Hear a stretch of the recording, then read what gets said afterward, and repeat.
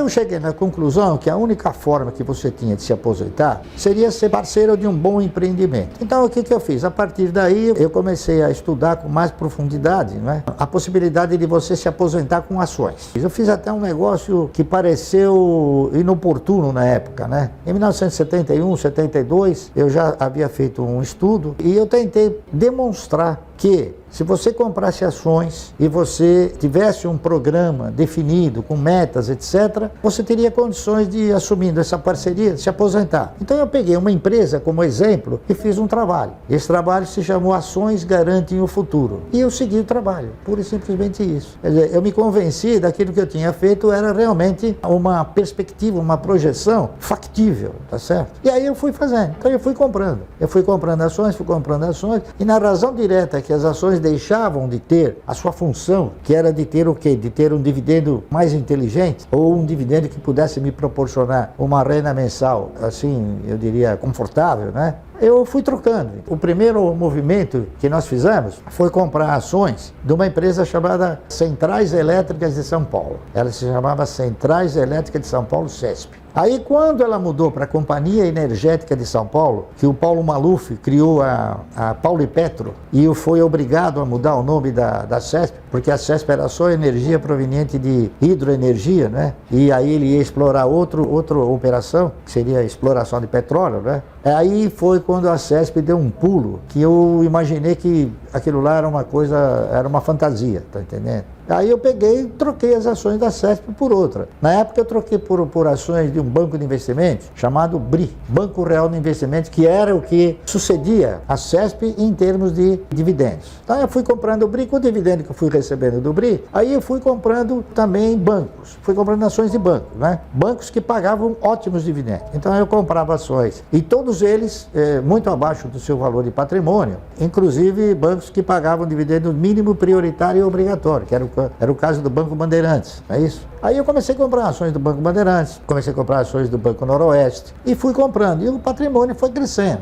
No meio disso tiveram algumas investidas, né, que acabaram produzindo capital e que foi aumentando essa posição acionária, né? Tudo começou assim. Quando eu recomendo a pessoa fazer uma carteira de previdência, a primeira coisa que eu digo para a pessoa é o seguinte: você tem que incorporar o espírito do investimento e o sentido da parceria. Tá entendendo? Você tem que sentimentalizar que você não está comprando ações pelo simples fato de comprar. Você está comprando ações de um projeto que possa ser bem sucedido, tá correto? E eu passei a fazer isso. Eu passei a examinar projetos, principalmente de empresas que tivessem duas características, né? Que o setor fosse um setor perene e que ele produzisse sustentabilidade. Quando você define o que você vai fazer, e na minha opinião todos deveriam definir isso, né? Que não adianta você comprar ações de uma construtora que não tem essa perenidade, nem tem essa sustentabilidade, e outras empresas também. Então, você vai onde tem o quê? A perenidade, a perspectiva da perenidade e a sustentabilidade. Então, as ações que eu tenho são ações que possuem essa característica. Simplesmente isso, tá entendendo? É por isso que eu não tenho milhões de ações, eu tenho uma quantidade reduzida de ações.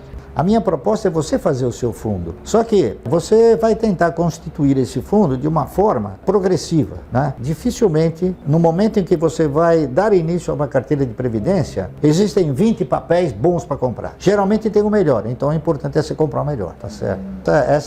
Esse é meu foco. Eu fui me modulando no sentido de, primeiramente, controlar os meus egos e depois administrá-los. Então, eu também fui jovem, também tive, assim, ímpetos, né? Mas eu fiz a coisa e achei que não era bem como eu imaginava. As coisas são um pouco diferentes. Essa aqui é a realidade. Então eu vou atrás de exemplos, de grandes e bons exemplos, tá certo? Lamentavelmente no Brasil nós não temos, assim, um elenco de exemplos bons numa quantidade muito grande. Você tem uma quantidade pequena, né? E é por isso que eu tenho uma quantidade pequena de ações, de empresas que me gratificam muito bem, tá entendendo? Você tem que ter disciplina em tudo. Eu acho que a disciplina é uma coisa que deve te orientar em todos os seus movimentos, não é isso? Senão você acaba desgovernando a sua trajetória, não é isso? A disciplina que eu tenho em relação às ações é ter consolidado o fato, né, de que parceria em ações é a forma mais assim conveniente de você formar uma renda mensal progressiva, tá certo? E se você não tiver a disciplina e a paciência, são dois fatores que eu reputo de fundamental importância para o indivíduo. Então, em tudo você tem que ter o quê? Disciplina. Você tem que ter disciplina na alimentação, disciplina no vestir, enfim, disciplina em tudo. Eu procuro ser uma pessoa disciplinada em tudo, tá entendendo? Essa que é a realidade. E tenho paciência. Por exemplo, eu sei que a cada 3 meses eu vou ter um recurso, ou a cada 1 mês eu vou ter um recurso. Então, eu espero. Eu sei que ele vai acontecer. Eu não tenho aquela ansiedade, tá entendendo? A postura das ações acabou me enriquecendo sobre 2 fatores. O primeiro é exatamente sobre a questão da paciência. Você ter paciência. Você sabe que vai acontecer, então não adianta você querer antecipar esse acontecimento. E a outra questão é de você respeitar as regras de onde você está atuando, entendeu? Então eu peguei o seguinte, eu peguei exemplos, né? Todos nós deveríamos pegar exemplos. Por exemplo, eu peguei exemplos de pessoas que começaram numa pequena empresa e cresceram vertiginosamente. Se eles cresceram, por que eu não vou crescer com eles? Eu pensei assim, então eu faço isso. Se eles cresceram, eu tenho chance de crescer com eles. Então, eu quero estar onde as pessoas tenham a ambição de crescer, tá certo? Não a ganância de ganhar, a ambição de crescer. Há uma disciplina, essa que é a realidade.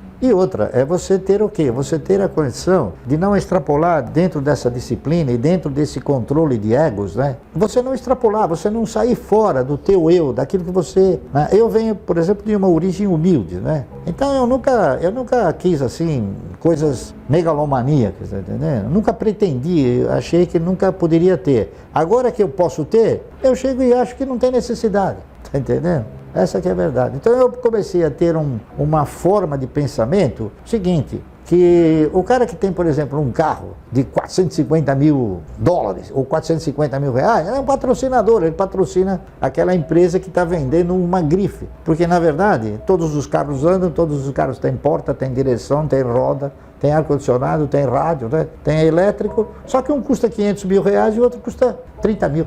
Eu acho que o controle desses egos é mais no sentido de você não querer demonstrar que você está andando numa coisa que você talvez nem goste, talvez você nem tenha podido comprar, e se comprou, foi só para agradar quem você não gosta, tá entendendo? Eu acho que você tem que programar a sua existência, né? Você tem que programar a sua existência de forma tal que você mantenha um certo poder, é isso? Para você ter a condição de se manter bem. Então o que eu fiz foi isso. Eu falei, bom, o que eu preciso para me manter e viver bem? O que é viver bem? Viver bem é fazer tudo o que você gostaria de fazer, tá certo? Sem você olhar para a questão de falar, não, isso aqui eu vou fazer e vou jogar fora, entendeu? Então eu procuro fazer dentro de uma lógica, dentro de uma racionalidade e dentro de uma competência, entendeu? Então, por exemplo, quando eu tiver que comprar alguma coisa, eu vou falar, bom, mas eu preciso disso. Se a resposta for, precisa, ótimo. Mas eu posso? Pode. Então aí eu compro, tá entendendo? Então eu coloco esses egos, eu misturo numa panelinha esses egos aí e faço essas perguntas para mim mesmo.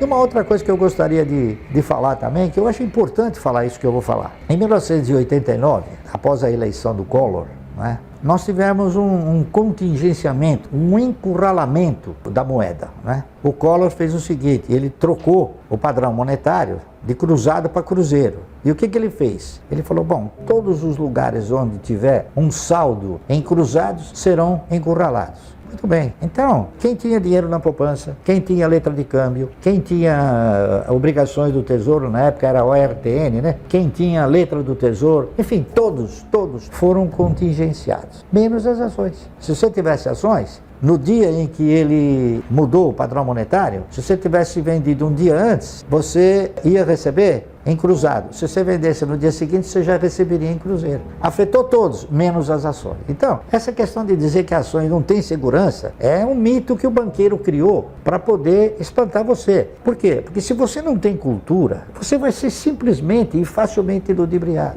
Por que você empresta dinheiro para o governo e não compra grandes projetos? É cultura, não é isso? E você tem medo, alguém colocou na sua cabeça, não, você vai comprar ações, pelo amor de Deus, né? O cara vai quebrar. Esse cidadão que fala que o cara vai quebrar, ele não sabe, por exemplo, que o Banco Clabin tem 120 anos, né? Muitos bancos quebraram e a Clabin está aí, a Clabin, a Suzano, enfim, outras empresas. O meu conceito de riqueza é o seguinte, eu acho que rico é aquele que se contenta com o que tem. Eu sou um cara pobre.